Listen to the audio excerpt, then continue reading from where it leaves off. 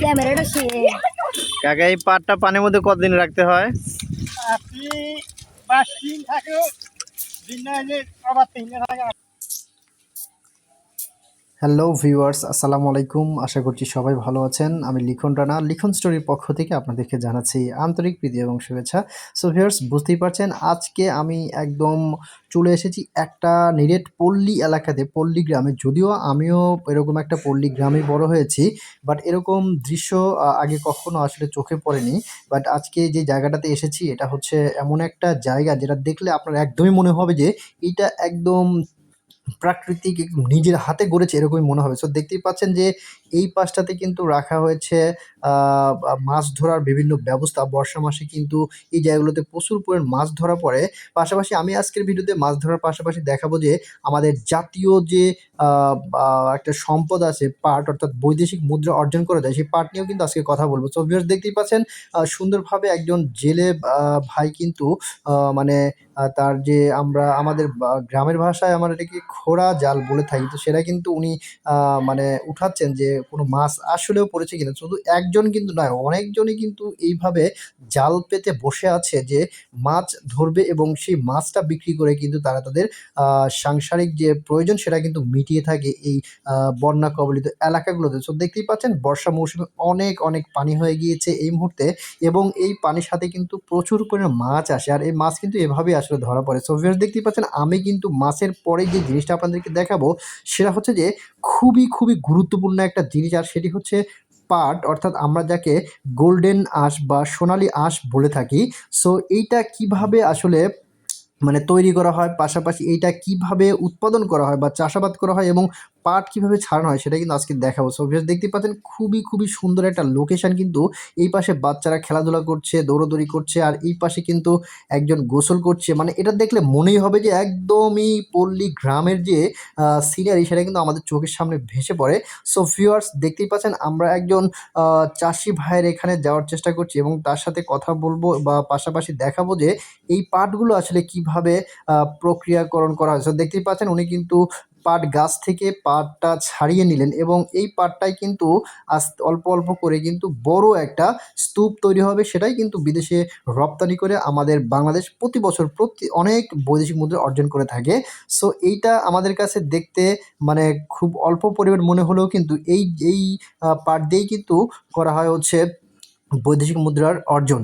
So viewers, আমি যদি একটু সুন্দর করে দেখানোর চেষ্টা করি, দেখেন উনি কত যত্ন করে একদম মানে পাটটাকে পাটের খড়ি থেকে ছাড়িয়ে কিন্তু শুধুমাত্র পাটটি বেছে নেন। আরও একটা বান্ডেল আমরা এখন করা দেখব যে কিভাবে উনি একদম এক্স্যাক্টলিভাবে এই পাটের যে বান্ডেল রয়েছে, অর্থাৎ একটা করে আটি বলা হয়, এই আটি থেকে কিভাবে উনি পাটটা ছাড়ায় সেটাই আজকে আমরা দেখব। সো ভিউয়ার্স, দেখছি উনি একটা বান্ডেল বা আটি কিন্তু উঠিয়েছেন এবং ওখানে প্রথমে তিনি ১ থেকে ১.৫ ফিট, আসলে মনে করতে পারেন যে এইটা আমি কেন বলছি, মানে আমি গ্রামের ছেলে হলেও মানে এই জিনিসটা কিন্তু একদম সামনাসামনি দেখা আমার পক্ষে আসলে সম্ভব হয়নি। কারণ আমি মানে দেখার মতো মানে সময় বা দেখার মতো যে ইয়েটা সেটা তৈরি হয়নি। সো দেখতেই পাচ্ছেন আমি আসলে অবাক যে এটা কিভাবে করে। তো আমি আমার বাবাকে প্রশ্ন করেছিলাম, তো আমার বাবা তো আমাকে বলে ফেলেছিল যে, "এই তুই এইটা দেখিস নাই, আমি কত করেছি।" কিন্তু আসলে সত্য কথা কি, আমার এটা দেখা হয়নি। সো আজকে অনেকদিন পর আমার জীবনের ১ম এই জিনিসটা দেখলাম। দেখে আসলেও মানে অবাক হয়ে গেলাম যে কিভাবে এই পাটটা মানে এই বান্ডেল থেকে ছাড়াতে হয়। সো দেখতেই পাচ্ছেন উনি কিন্তু সুন্দর করে আগে ১ ফিট পরিমাণ যে শোলা বলে এটা কিন্তু ভেঙে নিলেন। ভেঙে নেওয়ার পরে খুব যত্ন সহকারে কিন্তু উনি এইটাকে পাটটা ধরবেন হাত দিয়ে। পাটটা ধরার পরে কিন্তু তার সাথে আমরা কথা বলে জানতে পেরেছি যে উনি কিন্তু এই প্রক্রিয়া করে প্রায় ১২ বছর হলে কিন্তু উনি এই কাজটা করে যাচ্ছে খুব দক্ষতার সহিত। সো দেখতেই পাচ্ছেন এটা কিন্তু অনেকে হয়তো পারবে না। এই যে দেখেন এখন কিন্তু এটা হাত দিয়ে জড়িয়ে ধরার পরে আবার কিন্তু মানে সুন্দর করে মানে একটা ঝাঁকুনি দেওয়া হচ্ছে, কয়েকটা ঝাঁকুনি দেওয়ার পরে কিন্তু ওই পাট থেকে শোলা যেটাকে বলা হয় বা পাটকাঠি যেটাকে বলা হয় সেটা কিন্তু আলাদা হয়ে যাচ্ছে। সো ভিউয়ার্স, এই পাটকাঠিটা যেটা আলাদা হয়ে যাচ্ছে এটাও কিন্তু ফেলে দেওয়ার মতো অংশ নয়। এটা দিয়ে গ্রামের মানুষ অনেকেই ঘরের আ মানে পার্টিশন বা বেড়া দেওয়ার কাজ করা হয়। পাশাপাশি জ্বালানি হিসেবে কিন্তু খুবই দারুণ একটা জিনিস হচ্ছে এটা। সো ভিউয়ার্স, উনি কিন্তু একদম মানে তার কাজের শেষ মুহূর্তে হয়তোবা উনার কাজ আজকে শেষ। বাট এই পাশে আমরা দেখতে পাচ্ছি হয়তোবা পাটের যিনি মালিক উনি কিন্তু একদম বান্ডেল আকারে আকারে আস্তে আস্তে যেগুলো জমা হয়েছিল সবগুলো কিন্তু বাসার দিকে নিয়ে যাওয়ার জন্য উনি প্রস্তুতি নিচ্ছে। সো ভিউয়ার্স দেখতে পাচ্ছেন এখান থেকে কিন্তু আমরা যদি বলতে পারি উনি হয়তোবা মহাজন অথবা মালিক। দেখতে পাচ্ছেন কত মানে কৃষকের যে হাসি, সেই হাসি ভরা মুখ নিয়ে কিন্তু উনি ওনার পাটটা বাড়িতে নিয়ে যাচ্ছেন। আর আমি একজন পাটটা পানির মধ্যে ভাইয়ের কতদিন সাথে রাখতে আসলে হয়? কথা বলতে চাচ্ছিলাম যে এই আপনি পাটগুলো 5 দিন কিভাবে উনি থাকে, কাজ করে সেই অভিজ্ঞতাটা দিনে একটু শুনবো তার কাছ আবার থেকে। 3 দিন থাকে 18 দিন। ও কাকা, এইটার একটু শুরু থেকে বলবেন যে আসলে কিভাবে করে এটা, মানে পাট কিভাবে, মানে প্রথমে? আমার না হ্যাঁ। আগে হলো বৈশাখ মাসে, চৈত বৈশাখ চৈত মাসে নাগা।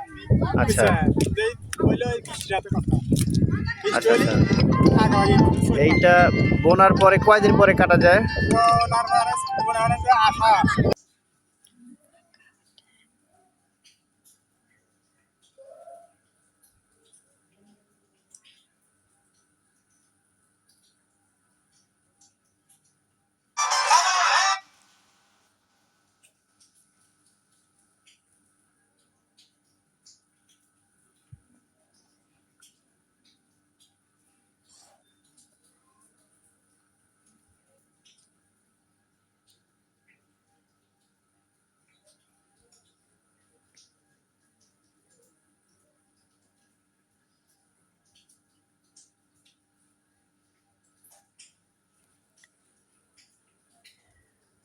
সো ভিউয়ার্স দেখতে পাচ্ছেন এদিকে বান্ডেল করে রাখা হয়েছে। আর আশা করি ভিডিওটা ভালো লেগেছে। যে যেখানে থাকেন না কেন সবসময় ফরজ নামাজটা জামাতের সাথে পড়ার জন্য চেষ্টা করবেন। আসসালামু আলাইকুম ওয়া রাহমাতুল্লাহ।